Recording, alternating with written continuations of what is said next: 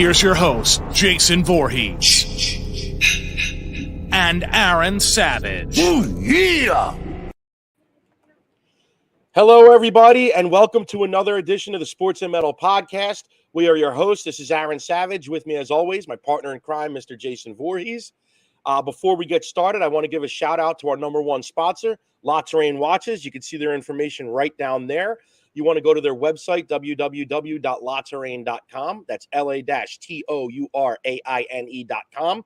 You're going to use our promo code, the letters S&M, as in sports and metal, and you're going to save 10% off your purchase at checkout. So make sure you check out La Terrain. Anyway, without further ado, let's get it going. How you been, Jay? Dude, it feels like it's been forever, man. Yeah, and here we are. A lot has gone down. I mean, I miss doing this show. Like, you know, our huge passions, sports and metal, and there's been a shit ton of news in both. So obviously, we got a lot to get into. Absolutely. Why don't we start? The name of the episode tonight is Boys of Summer.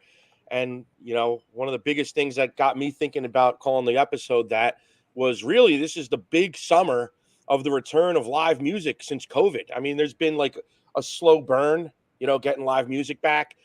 But now it's like full-fledged, like COVID never happened. You know, stadiums are packed, clubs are packed. There's not all these masks mandates and vaccination mandates. And we're really starting to see some sense of normalcy. And there's no bigger tour going on right now than the one we've all been waiting for over 2 years, the stadium tour. And Jay, I mean, I regretfully, I know we didn't get to go. You know, we didn't get tickets. A lot going on in our lives. But I don't know about you, but I've been watching YouTube videos of almost every performance in every city. And, dude, what do you think? You return a crew, Def Leppard's up there. You got Poison. You got Joan Jett. I mean, have you had a chance to watch any of the footage? I haven't saw a lot. I did see the one that you shared to me, and I think, you know, overall they sound amazing. I mean, for being like 2 years in the making, and obviously with a band like Motley Crue, it's probably been what, 5 years? Yeah, since they retired. 2015 farewell tour. I mean, the crew's been pretty good. I mean, considering all the videos we had seen in the last few years of Vince Neil doing his solo shows and everybody making fun of his weight and him mumbling lyrics and stuff. I mean, he sounds pretty good. Does he sound great? No. But, you know, my biggest thing I always say to the Vince Neil critics, go look at the US Festival in 1983. Vince never sounded that great live. All due respect, Vince, I love you. But he's never been a great live performer as far as his vocals go. And, dude, the guys in his 60s are about 60. I mean, come on, man. We all age. Everybody's expecting, you know, 1984 Vince Neil. I mean, dude, just take what you can get at this point. I mean, I always say this. Enjoy it while you have it, because when these bands are gone, who's coming next? Who's coming next that's going to fill stadiums in the metal world, hard rock and heavy metal world? AC/DCs, Guns N' Roses, your Crews, your Def Leppards, Metallica's. When these bands aren't doing it anymore, who's going to fill their shoes? Avenged Sevenfold? I love Avenged Sevenfold, but I don't know if Avenged Sevenfold is selling out, you know, Lincoln Financial Field in Philadelphia, or, you know, you name it. You know what I'm saying? It's like, take it while you can get it. And the band that really has impressed me on this tour, dude, is Poison. Dude, Poison has sounded great. I know they had the little hiccup a couple weeks back where Brett was rushed to the hospital. He had an adverse reaction to his diabetes medication. Anybody follows Poison, they know Bret Michaels was born with type 1 diabetes. He's battled it his entire life, which only makes him more awesome that he's like lived this rock and roll lifestyle and battled type 1 diabetes. But besides that little hiccup of him having to cancel the one show, dude, Poison has been slamming it out there, kicking ass. I think they've been stealing the tour, personally. Dude, they sound amazing. Oh, we got a commenter here. Bret Michaels had some medical problems, but he's back. Yep, as I was saying.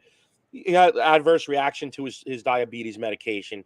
But, dude, they sound great. CC sounds as good as he ever has.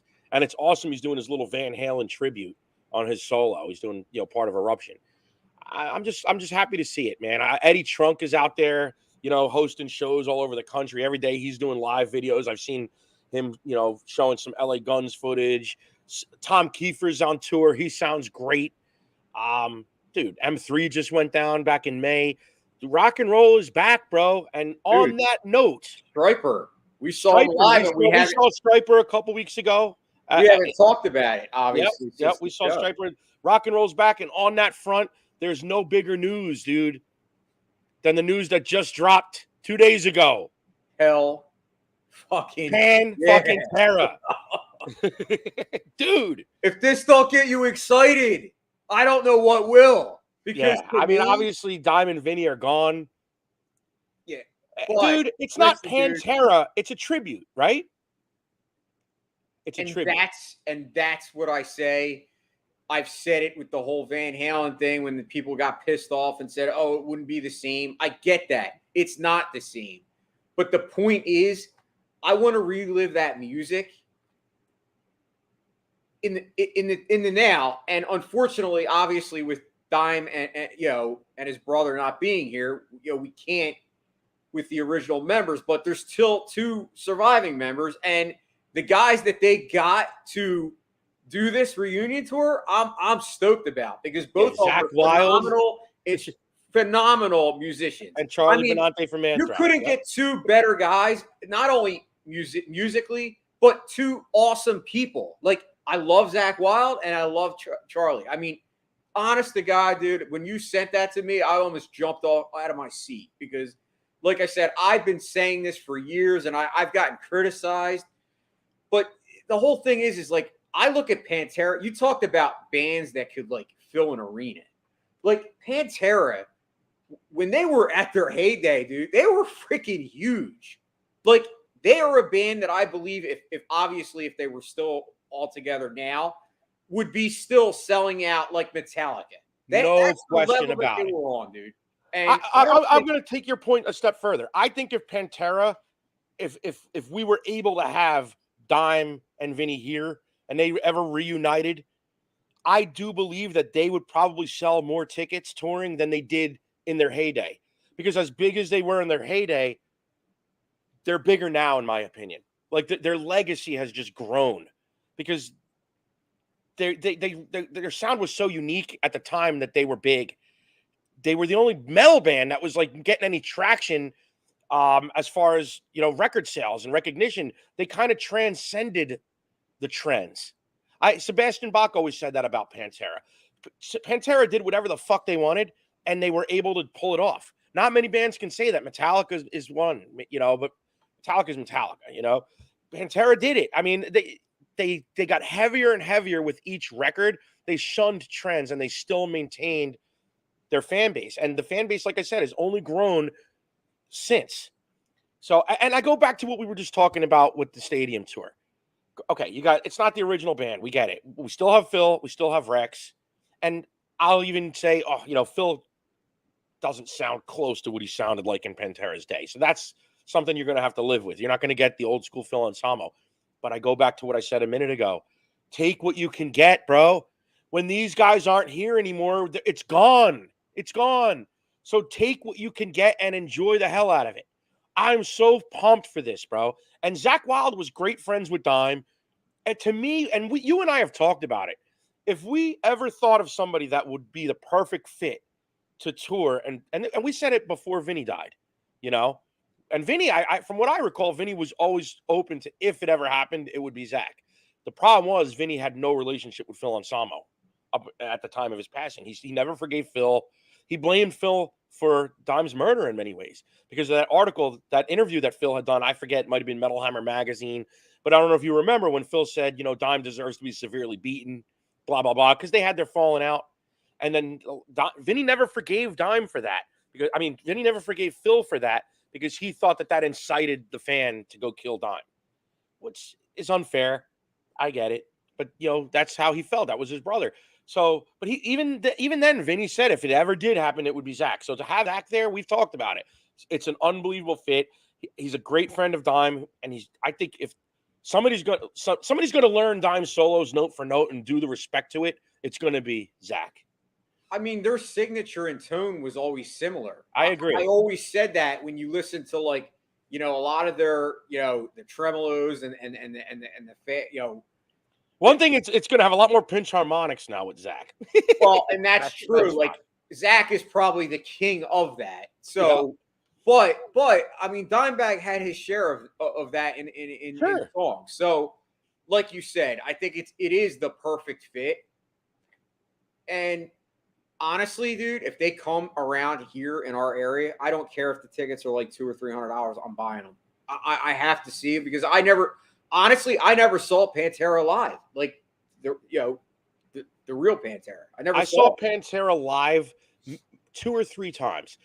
Once or twice. I honestly can't remember if I saw them once or twice at Ozfest. I saw them. The one I specifically remember of seeing Pantera at Ozfest was at Giant Stadium. It was the year it was Pantera. I think Manson was on the docket, Slayer. But Pantera was definitely on that one. I saw so many Ozfests that they all kind of blur together to me. I was at like every Ozfest up until the last couple. But like early in the Ozfest, I saw Pantera. May have seen them twice at Ozfest, don't remember. But the other show that stands out to me when I saw Pantera was when they played Convention Hall in Asbury Park. And oh my God, man, what an experience. Because it was a smaller venue. The whole place was a giant pit. It was and that was back in my mosh pit days, man. Stage dive. And I used to go to so many shows in Asbury Park. So I saw Civ at the Stone Pony, Marilyn Manson at the Stone Pony. I saw Deftones at the Stone Pony. I saw Life of Agony at the Stone Pony, Pantera at Convention Hall. I mean, so that was like in my time period where I was always in Asbury Park seeing shows, and I stage dove at these shows, and nothing was as crazy as Pantera at Convention Hall, man. I remember like going to the bathroom to pee and seeing teeth in the sink, seeing blood and teeth in the sink, and that's not a lie. I'm not kidding you. That's true story. Like people spitting teeth out when they went to the bathroom after being in the pit. So it's going to be something else, man. It's going to be something else. I think you hit on an important thing. You said that Pantera transcended metal, and it was like it's almost like they did create their own genre, like groove metal, because you had bands exactly that spawned from them. And I think of like Lamb of God. Now, obviously, Lamb of God has a little bit more of the growling vocals, but Lamb of God as a band are musically extremely talented, and I believe that they're kind of probably the band I would say today that's as most similar to Pantera in this day and age. And you wouldn't have a Lamb of God if you didn't have Pantera. And that's what I mean. Like, you wouldn't have any of these guys. You probably wouldn't have bands like even like Avenged Sevenfold if you didn't have Pantera. Because I Pantera think, definitely influenced as all you of them. said, it was a major. I mean, I don't think people today that didn't see them, like when I talk about people, I mean kids, younger kids that weren't really alive during their time or were very young. I don't think they realized how big Pantera was. And Pantera in the beginning wasn't that big. They were a cult like following. They were basically like an independent type thing. Well, they were a glam band. Exactly. And they got heavier and heavier. The first album with Phil, Power Metal, that was when they started transitioning. It wasn't as glam, and it was almost like Judas Priest. You listen to Power Metal, Phil sounded like Rob Halford, dude. And I'm going to say, since you brought that up, obviously, it would never happen, but I really... You wish Rob sang. I wish I could hear Phil belt out some of the Power Metal tunes. And like, especially because, I don't think Vinny ever wanted to revisit it. I know Rex never did, but I would, and I know Phil couldn't do it, so it's a moot point. I'm sure he doesn't want to do it anyway. He's like, I'm Phil Anselmo, Mr. Tough Guy. But I would love to hear them break out some Power Metal stuff, and if Phil could wail like that. We know he can't, though, so. But it's just me, like, selfishly dreaming. Wishful thinking. Because I love the Power Metal Cowboys from Hell era of Pantera. Those 2 records are my favorite era, and Vulgar, obviously. But, like, I just love that Phil had the range that he had on Power Metal and Cowboys. Those 2 records where he could, sing in that guttural tone, but he could still, like, you listen to the end of Cemetery Gates when he goes, Gates, in the solo. Or like the stuff on Power Metal or Shattered. I mean, Shattered sounds like a Priest song. It really Domination. does. Domination was heavy when he started doing the more guttural. I mean, honestly, that is my favorite. Obviously, I love Power Metal, but I think Cowboys from Hell, obviously, production-wise, is probably their best record, in my opinion, anyway. Yeah. But if I had to pick the definitive Pantera album, the one that defined Pantera for what they became and what they represented, and at their best, it would have to be Vulgar.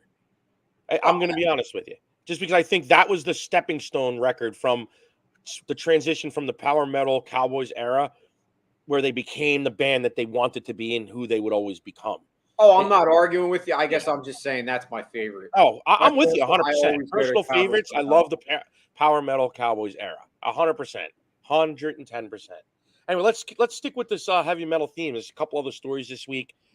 I guess we'll do this one first. Skid Row drops another single from their up and coming record, The Gang's All Here. Did you get a chance to check it out, Jay? I did, and I liked it. Dude, I'm loving the new vocalist. Yeah, Eric Gronwell from Heat. Love Dude, the new song's called Tear It Down. Check out. There's a video they put out on YouTube. I think it was just 2 days ago they released it. I mean, do I love the song? No. I'm not going to lie to you and tell you I love it. But I just am happy to hear that it's Skid Row kind of returning to what you'd expect Skid Row to sound like. So I'm excited for that. Definitely check it out. I'm excited for the record. I'm waiting to hear the song that blows me away because the potential's there. Eric's got the vocals. He's singing all the old songs live, like better than Baz could sing them at this point. Let's be honest. You're waiting for I'm waiting to hear like something like Quicksand. The mic drop. Record. You're waiting for a mic drop. Yeah, I'm waiting for the mic drop. Like, wow, that's fucking Skid Row. Like, I'm waiting to hear a Wasted Time or a Quicksand Jesus, right? Or something that's like, wow, unbelievable. And I think if you see the way that the new template is going as far as bands releasing new albums, and they release one single at a time now until they get the new, maybe 3 or 4, and then they drop the album a month later. That's basically the new template. Yep. I think it's smart not to put the best song out, because if you think about it, if you put the best song out and then the album, the rest of the songs aren't that good, your album sales are gonna. I mean, not that anybody's album sales are much anyway. But I get your point. Yeah. My point is I think bands are starting to come around and say, yeah, well, why would we put our best song out? Like, let's wait. Yeah. And that's why when we get to our picks of the week, I'm stoked, because I think that those songs, if they aren't the best and there's better, then we are in for some freaking treats. I agree. Not to spoil anything. Yeah, we won't spoil it. So we'll keep on with the rock and roll metal news. So Nita Strauss abruptly last week announced she's leaving Alice Cooper's band, and she's actually touring. She's actually signed on to be the touring guitarist for pop star Demi Lovato. What are your thoughts on that? I'm upset. First and foremost, I love Nita Strauss. I think she's amazing guitarist, like probably the best female guitarist I've ever heard, in my opinion. Like, she's just unbelievable. She's awesome. And I love Alice Cooper, and I'm just upset because, obviously now I heard that he's going to go back to Kane Roberts, is going to, play on tour. And I love Kane in the 80s. I mean, that was my favorite Alice Cooper era. But Nita Strauss, I mean, she's amazing. I saw 3 Alice Cooper shows, and she played in all of them, and I was blown away. And I'm gonna be up. I'm upset. Plus, not to mention, I'm not a huge Demi Lovato fan, obviously, being a metal guy. So it's kind of strange to me. But I guess to each his own, or her own. And I heard her say it was like she's moving on to her next adventure. Well, I'm going to tell you, I'm not that surprised about it. I mean, I guess I'm surprised because I didn't see that she was going to leave Alice Cooper now. But I guess I should say I shouldn't be surprised by it. Honestly, dude, Alice Cooper's an old man. All due respect, I love him. Nita Strauss is a young, up-and-coming guitar player. She's got a lot to do. She's got a lot of money to make. And it's an opportunity. It's an opportunity. I'm sure this gig's going to pay a lot better than the Alice Cooper gig. All due respect to Alice. We're in the rock and metal community, so we love Alice Cooper, but Demi Lovato is a pretty big pop star. I can't imagine that the paycheck's not going to be pretty good for Nita Strauss touring with Demi Lovato. So you know what? Congratulations, Nita. I can't fault her for it. I'm looking at all the metal, Facebook pages and this and that, and everybody's criticizing her. It's unfair. It's unfair. It's not like she has her own big band that she's abandoning. She's a hired gun by Alice Cooper. Now she's a hired gun by somebody else. And she left on good terms with Alice. She played with him for 8 years. It's a different opportunity. They're not her songs anyway. Well, let me preface it by saying I'm not mad and I'm not bashing her. I'm disappointed. Because of course, you're disappointed because you like her without. I'm not mad. Like I agree. I saw some people. I seen quite a few people very irate. And I agree, it's not fair. You can't criticize somebody for wanting to better themselves, especially someone of her caliber. I mean, and as you said, it's not like she went on her own even and has her own band, which I'm sure she could do if she wanted to, because she's that great. But I think it's basically probably a stepping stone for her to move on to what, her end goal will be, which who knows what that will be. But I mean, yes, I guess, I wish her luck. I'm happy for her, but I'm disappointed because I enjoyed, she's good eye candy too. I enjoyed watching her, play with Alice Cooper. So yeah, well, definitely gonna miss. She did do a performance already with Demi Lovato on Jimmy Fallon last night. You could check that out. Anyway, let's move on. Boys of Summer theme, MLB coming up on the All-Star break.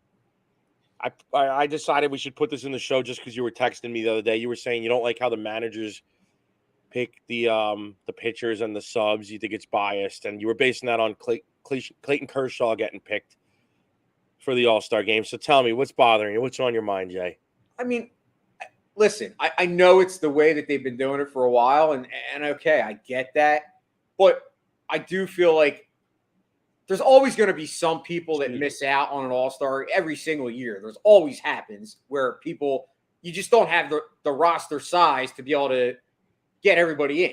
And I get that. I understand that. But when I look at Clayton Kershaw, and listen, Clayton Kershaw's numbers aren't bad. They're actually very good. But when I looked at Clayton Kershaw's numbers and I looked at some other guys' numbers, including a couple of guys on the Mets and a couple of guys on the Phillies, the numbers were similar, if not better, for our guys. And listen, I don't want to sound like a homer, and maybe I am coming across that way, but I guess I just get annoyed when it is the coach, the manager of the Dodgers, and he decides to pick Clayton Kershaw. And the Dodgers, by the way, had 6 All-Stars represented, which I get it. They had the best record in the NL, so you could say, well, they have the best record. They should have the most All-Stars. But honestly, I think the Mets deserve more All-Stars. And the Mets have 4. Can't complain. You know what, dude? It's the All-Star game. It's a popularity contest in some ways. The fan voting, it is what it is. I mean, but to your point, Clayton Kershaw is a Hall of Famer.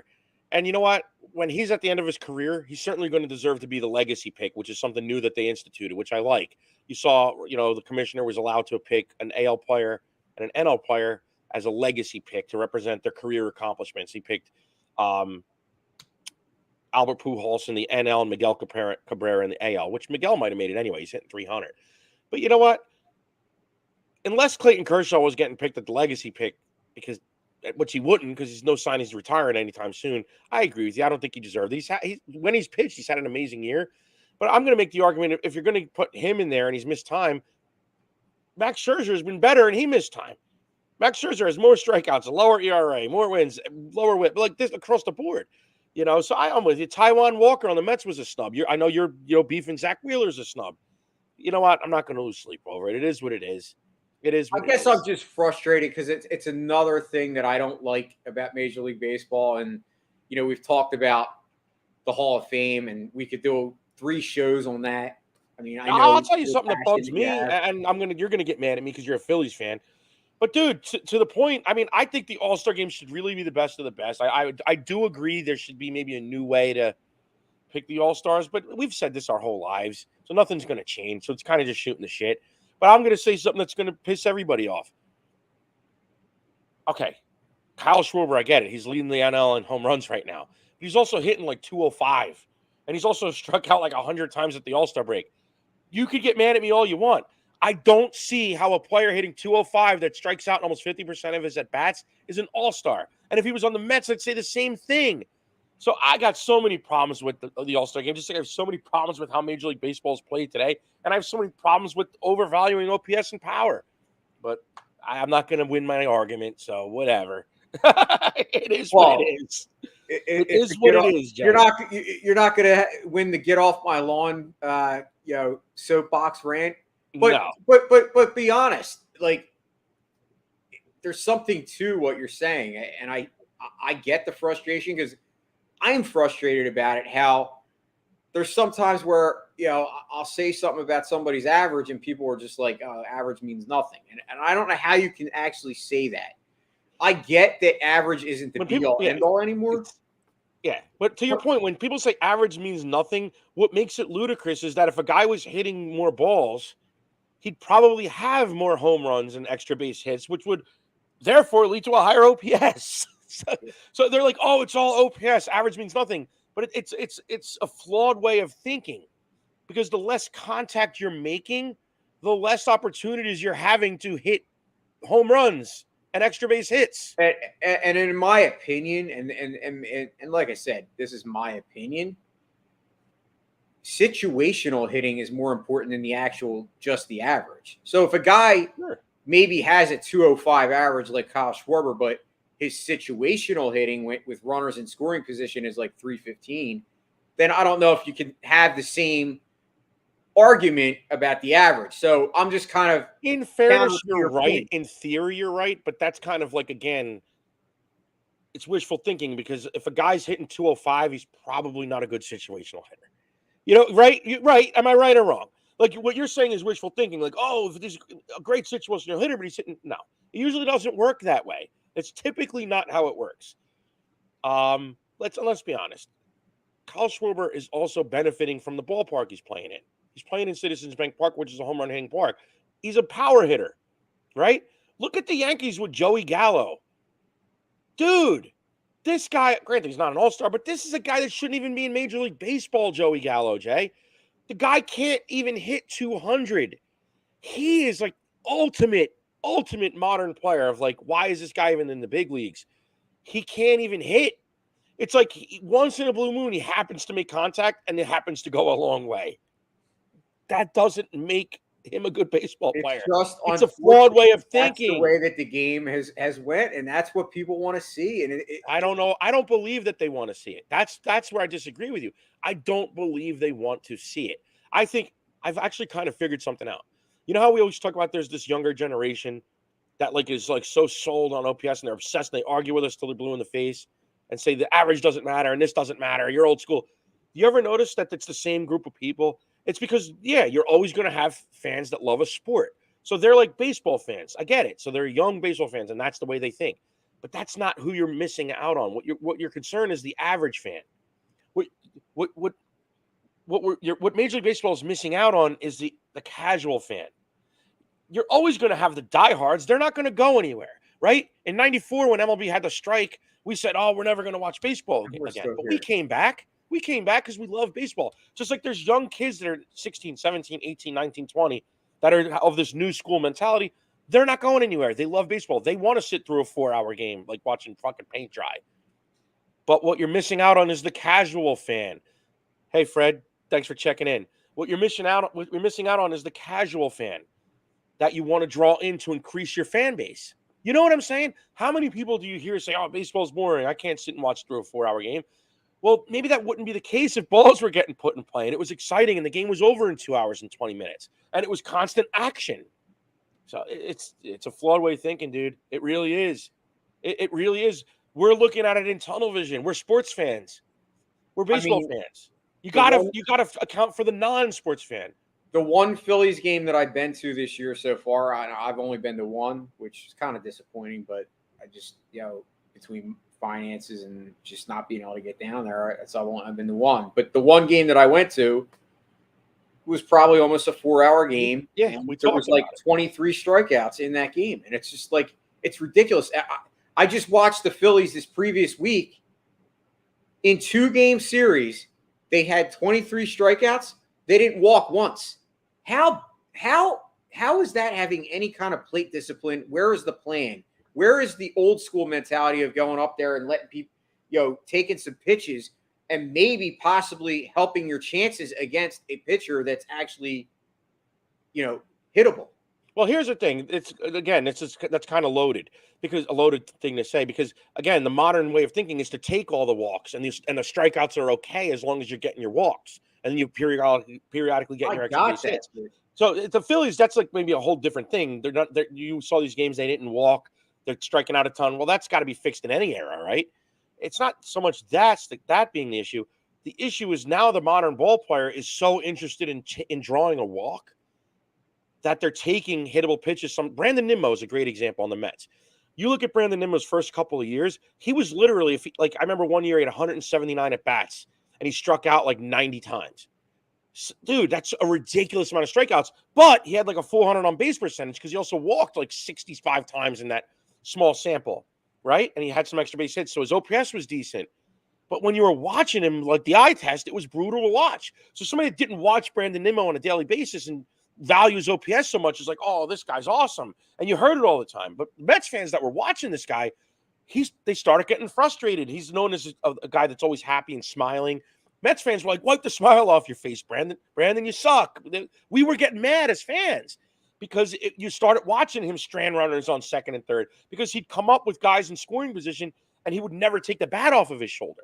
He was known as a guy that would have 15 pitch at bats, but they would always end in a walk or a strikeout. And that's not baseball. Walks have value. Granted, I love them. They have their place in the game. Ricky Henderson, one of the greatest players of all time, was known for drawing 100, 110 walks every season, but he also didn't strike out. He had great plate discipline. He knew when to swing at a pitch, right? He got his hits. The modern ball player isn't doing that.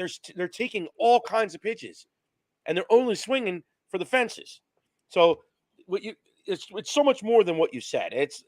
You're saying about the Phillies not walking and striking out 23 times. Again, that's problematic in any era because today's era values walks. We can go on and on about this. We'll move on. We started with the All-Star game. We can go on. How many times did we say we could do a whole show on this? But there's just not a going to lot change. of passion about it. Not going to change. I wanted to get into something else here, Jay, in the sports front. Did you see Lamar Jackson's Twitter war this week? I did. Dude, he's in a Twitter war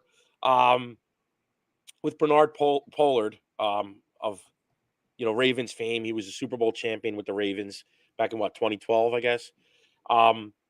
Dude, he was basically saying that Lamar Jackson's not a top 10 quarterback, and that no big free agent's going to want to go there. No big free agent receiver is going to want to go there as long as he's the quarterback. And, Lamar started ripping him a new one, saying, I don't even know who you are. I had to, Google you to know who you are, and here you are criticizing me. And then Pollard's coming back saying, basically kiss my ring. Dude, it's crazy. And it's going to be really interesting if the Ravens have like a 10-year anniversary celebration of that Super Bowl championship team this year and Pollard's in the house. But that being said, the reason I'm bringing it up, I just want to know, everybody's doing their quarterback rankings this time of year. The season's upon us. Training camp's coming up. Do you think Lamar Jackson is a top 10 quarterback in the NFL? Fantasy-wise, yes. You always go to fantasy. I hate that. I know we're both fantasy players, but when I'm talking real life, I hate bringing fantasy into it. So no, not fantasy-wise. Talking because let's be honest, dude. Fantasy-wise, all these guys are great because they're running. Look, okay, even in fantasy, Cam Newton had value last year and he sucked. So forget fantasy. Lamar Jackson. In real life, is Lamar Jackson a top 10 quarterback? No. And why? Because he can't. Why is he not a top 10 quarterback? Because there's 10 guys that I can name that are better than him at passing the football. Overall body of work. Do you really agree with Pollard's assessment that Lamar Jackson can't make the throws? Because a couple of years ago, he had a big year. I think we have 3,500 yards, 30 touchdowns, and all those rushing yards. I have to look up his stats, but I mean, he's done it. Did you really think that? I would have to sit that. See, you're putting me on the spot. I would actually. I know. I want to put you on the spot and do a list. You know what? Sometimes being on the spot, you get the honest answer. All right. Well, I'm going to give you my list, and then maybe it'll change midstream when I'm going through it. Maybe Lamar will be in the top 10. But I would say because I was saying this. What year are we talking about here? Okay, so it wasn't as many passing yards as I thought. It was 3,127. So it wasn't jumping off the page, but he did have 36. This is 2019. He had 3,127 yards, which is his career highs. In this era, that's not a lot, admittedly. But, the accuracy was there. 36 touchdowns, 6 interceptions. And that went along with, his 1,000 rushing yards. He put up a season like that every year, dude. You could make the argument he's top 3, in my opinion. Well, I don't think he is. That was a top 15 season overall, probably. Yeah, crazy. I agree. But I'll I'll tell you right now who I definitely have above Lamar Jackson. And this is right now, real time, not going to the future or, 3 years down the line. This is right now as we sit here today. So Okay. I definitely got Pat Mahomes ahead of him. I definitely have Josh Allen ahead of him. I have Justin Herbert ahead of him. I have Joe Burrow ahead of him. I have Matt Stafford ahead of him. I have Tom Brady ahead of him. I have Aaron Rodgers ahead of him. I have Russell Wilson ahead of him. I don't think I have Russell Wilson ahead of him anymore. I do. Russell And Wilson. I don't know if I have Justin Herbert ahead of him. Russell Wilson's going to shock you. I hope he does because I'm a huge fan. Who am I missing? So he might. I'm thinking. Let's see. Let's go through here. He might be top 10 then. So I would have him about 7, maybe 8 or 9. Yeah, you know what? I know we're forgetting somebody. I'm not going to lie to you. I think Justin. Who did I forget? Kyler Murray. But I think Kyler Murray. Okay. Lamar Jackson's better than Kyler Murray. I think. I think Kyler Murray's overrated. I think Justin Herbert. I think he's very good, but I think he's overrated. Oh, come on! You look at his yards. I'm telling you. I know it's an unpopular opinion. You could call this a hot take. You look at his yards per completion.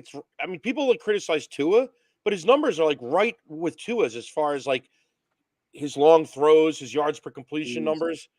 I'm telling you, dude. I think he's a very good player, but I think I'm not saying this to say he's not good or he couldn't be a top 10, but I think he's gotten a lot of hype. I really do. I really do. It's my opinion. Who am I missing though? I have to be missing somebody. Tannehill. But I don't think Lamar Jackson. Matt Ryan. Lamar Jackson's better than him. Lamar Jackson's better. Yeah, he is a top 10 then. Oh, Dak Prescott. See, Dak Prescott, another one. I think Lamar Jackson's better than I think we're going to say Lamar's a top 10 quarterback. So then he is. I think I was wrong. I think he is. I mean, even if he is 8 or 9, is that bad? Or even if he's the 10th best, he's still a top 10. It just got me thinking. You know why it got me thinking? Because if you would have came to us if we would have talked about this in 2019 after that season, I think it would have been a no-brainer that everybody would have said he's a top 10 quarterback. Would you agree?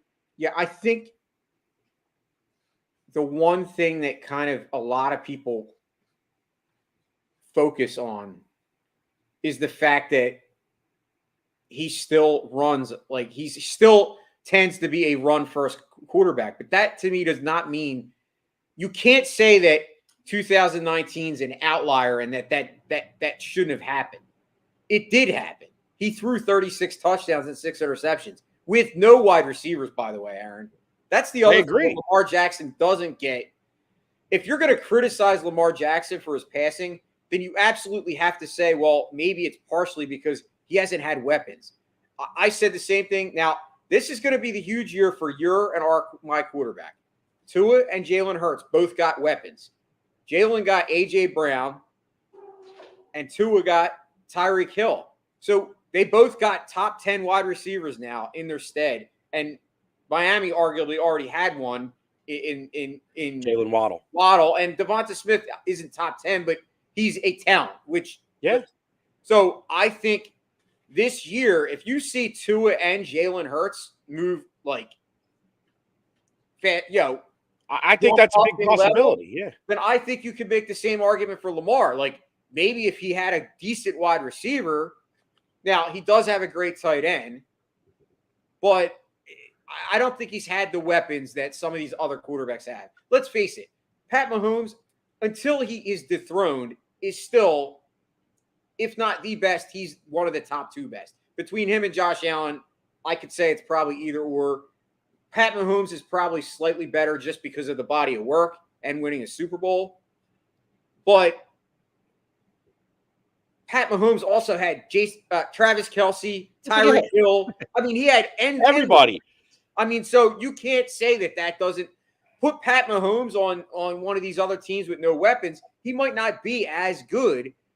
And I think a lot of times people argue about that, but I think it goes hand in hand because, yes, quarterbacks can make their players better. I mean, Aaron Rodgers is a perfect example. Aaron Rodgers, for most of his career, didn't have anybody. And I don't think Devontae Adams is as good without Aaron Rodgers. And we will see that this year with him going to the Raiders.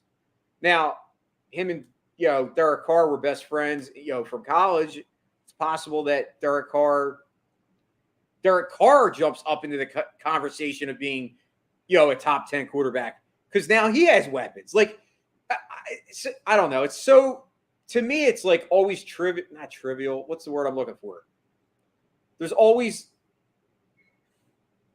when there's lists, you use the word all the time. Well, there's always going to be disagreement. I'm thinking of the word though. I'm missing that of the of a list. How it's somebody's opinion. Of course, it's opinion objective. based. Yeah, it's subjective. Objective. That was the word. Yeah. The bottom line is this. I think you made an interesting point. Pollard brought up in his tweet war with Lamar Jackson that no big-time receiver is ever going to sign there as long as he's the QB. Lamar Jackson took a huge offense to that. But that kind of leads us to this other point. He's done this with no big receivers. I don't know. I think we're going to agree that he's top 10 at this point. I think that we've kind of established that. So we will leave that alone. Why don't we just get on with it?